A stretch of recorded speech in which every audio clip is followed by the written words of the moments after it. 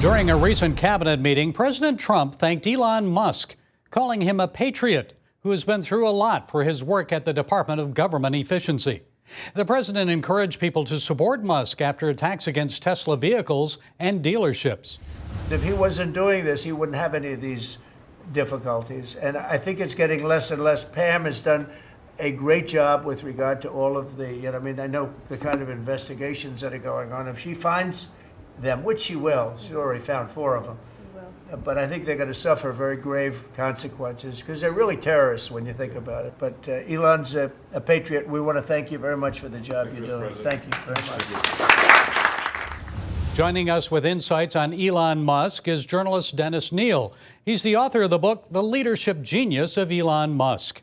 Dennis, I'm assuming you're not happy with the way that Musk has been treated by some Americans. So what is your reaction when you see these acts of vandalism against Tesla dealerships and owners of Tesla vehicles?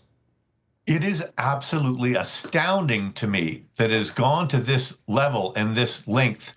And worse than that, Gary, is that it's not a grassroots uprising of people who are terribly upset that he wants to cut $1 trillion in wasteful government spending. No, it is instead an orchestrated, organized campaign by 5 groups that Elon Musk personally has called out on the X platform, all of them funded by the Act Blue, very kind of questionable Democrat fundraising organization.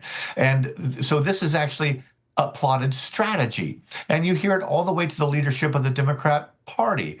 Chuck Schumer talking about how they're intentionally going to Republican meetings and sites and disrupting it. And, these people are paid protesters. They're not Americans who are up in arms and upset by government cutbacks in spending. I just am shocked to see it. Now, the one upside, of course, is for President Trump, who no longer seems to be public enemy number 1. Now all the heat is on Elon, and I wonder if he misses it or if he's kind of happy for it. Well, how do you respond when you hear people say Musk is unqualified and should not be trusted to audit government agencies? I'm reminded of what Larry Ellison, the Oracle co-founder and billionaire, said back in January 2019. He was asked, why did you just invest $1 billion in Tesla? And he said, what have you done? He asks the reporter. He said, look, this guy is landing rockets on floating barges in the middle of the sea. And meanwhile, what has anybody else done? You got to bet on a guy like that. A year later, his $1 billion stake was worth $13 billion. Now, this man, Musk, went in, he was forced by a Delaware judge to buy Twitter. He didn't want to. He wanted to back out of the deal. Tech stocks plummeted after he made his $44 billion offer. He was forced to go through with it. He then cuts 80% of staff in a matter of weeks. And only a month later, or less, hosts close to 150 billion impressions on the World Cup. So those 80% of people weren't needed at all. So the thought that he could go in and cut government enough to make a difference is quite plausible. And we're seeing that a lot of these government employees are unnecessary and simply doing nothing. Some of the buildings in Washington, they house 4,000 people and only 90 people have been there on a given day for the past year or more, all post-COVID. People are loafing. They're just kind of lollygagging, and it's time someone called it out. And now Elon has. And for this, the Eeyore Democrats who oppose everything and are dark about everything, for this, they have made Elon their number 1 enemy now. And they're even othering him, Gary. This is a party that welcomes immigration, that welcomes illegal immigration, foreigners, yay, let them in. But now they're saying Musk is a South African oligarch. He's not, he doesn't understand the way this country works. That outsider status is part of his strength. And as a journalist, I appreciate the stance that Musk took against censorship and in favor of free speech on Twitter, now X. But he has many other accomplishments: Tesla, SpaceX, Starlink, Neuralink, Boring Company, Optimus, and XAI. And he's praised on X in a song and video presented by Alessandra Basher. Here's a short clip.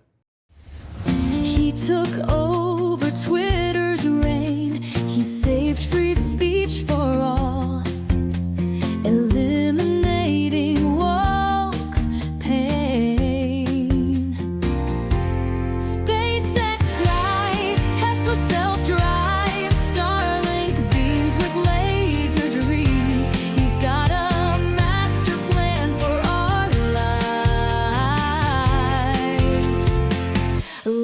occupy Mars.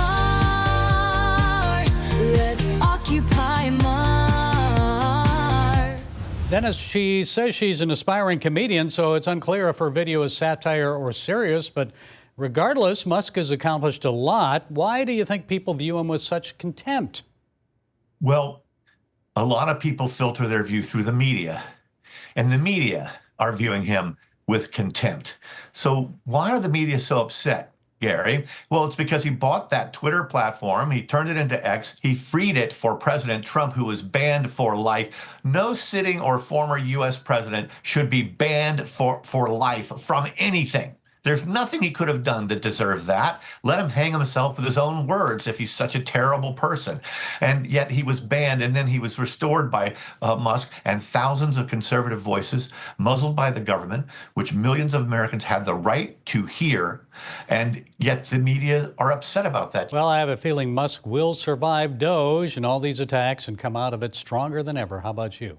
You agree? He is like a superhero that feeds on the negative energy. I have 11 lessons in my book, okay? And one of them is the most likely outcome in life is often the most ironic one, the one you tried to stop from happening or that you never expected to happen. Look at all the people that tried to stop Trump from getting elected, all the forces. And what they did is they helped ensure that Trump would get elected. That is the most ironic outcome. And I think with Musk, he's feeding off this energy. There's 2 more lessons in my book.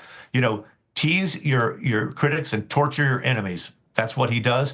And also the highest nail gets pounded down first, so strap on a helmet. This guy says, bring it on, and he's going to win. Okay, Dennis Kneale, maybe I can join you on Mars someday.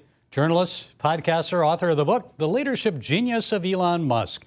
Thank you for being with us. We appreciate it. Have a glorious day, and thanks so much.